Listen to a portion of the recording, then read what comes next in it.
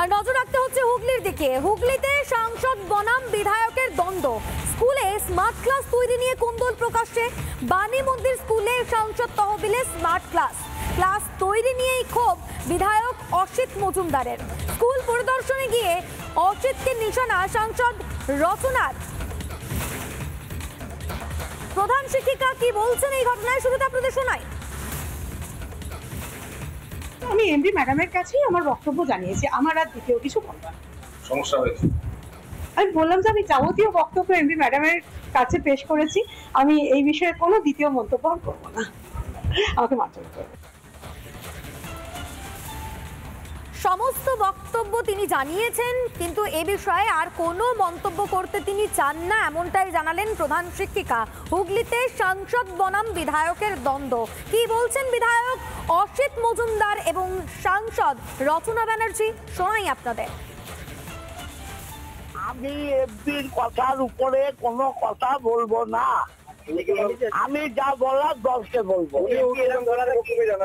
আমি যা বলার দলকে বলবো।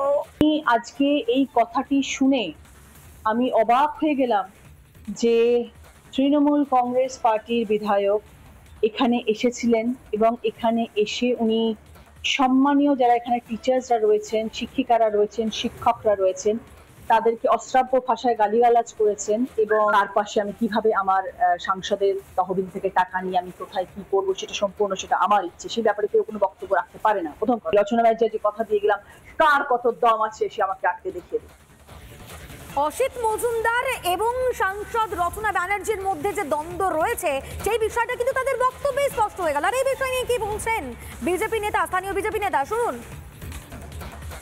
ক্যাচালের কারণ হচ্ছে কাটমানি। কারণ কাটমানি এদিকে কম ঢুকছে, ওদিকে বেশি যাচ্ছে, যার কারণে এই দ্বন্দ্ব প্রকাট হচ্ছে। আর যত এই ভোট সামনে আসবে এই দ্বন্দ্ব আরও বেশি করে প্রকাশ পাবে। আজকে বিধায়ক যে সাংসদের উপর আঙুল তুলছে, আমাদের বুঝতে হবে এই বিধায়কই কিন্তু এই সাংসদের হয়ে ভোট চাইতে বেরিয়েছিল। তো এর ভেতরে অন্য কোনো সমীকরণ কাজ করছে না, সমীকরণ একটাই, সেটা হচ্ছে ভাগ বাটার সমীকরণ। নানা ধরনের কন্টেন্ট দেখার জন্য লাইক করুন, শেয়ার করুন আমাদের ফেসবুক পেজ, সাবস্ক্রাইব করুন আমাদের ইউটিউব চ্যানেল। পাশাপাশি অন্যান্য ব্রেকিং নিউজের জন্য অবশ্যই চোখ রাখুন রিপাবলিক বাংলায়।